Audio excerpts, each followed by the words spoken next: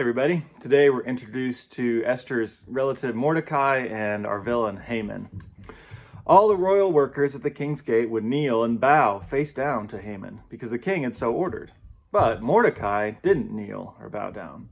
When Haman himself saw that Mordecai didn't kneel or bow down to him, he became very angry.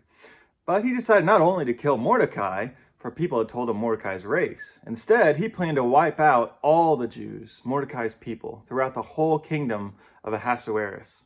Then Haman told King Ahasuerus, "A certain group of people exist in pockets among the other peoples in all the provinces of your kingdom. Their laws are different from those of everyone else, and they refuse to obey the king's laws.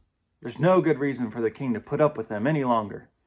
If the king wishes, let an order be written to send out to destroy them, and I will hand over 10,000 kikars of silver to those in charge of the king's business. The silver can go into the king's treasuries."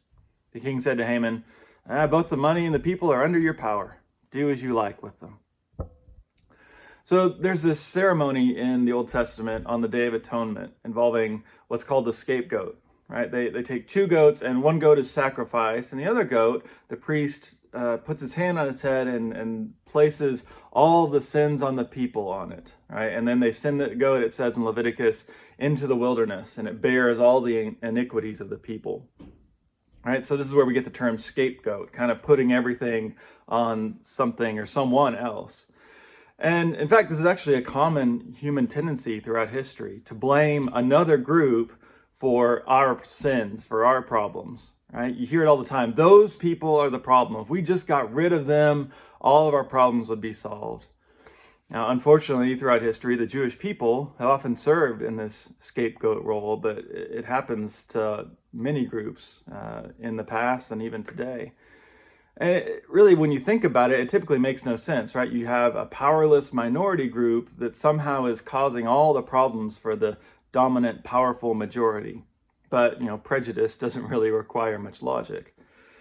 Often, the scapegoat group just needs to be distinct in some way. So here, Haman states correctly, their laws are different, and that leads to the lie that they refuse to obey the king's laws. And when this happens, the more powerful group will take any slight as a threat to their power, right? Mordecai won't bow down to Haman, who's presumably concerned about idolatry, and so Haman decides all Jews need to be destroyed. In this story, Haman is obviously the villain, but let's not ignore the king or let him off the hook.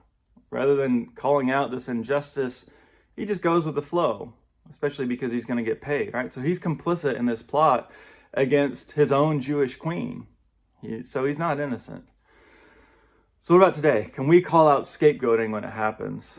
Like I said, it's not limited to anyone, but we need to pay special attention to voices that are blaming those on the margins. No one group is responsible for all our problems, but we can all be part of the solution when we do it together.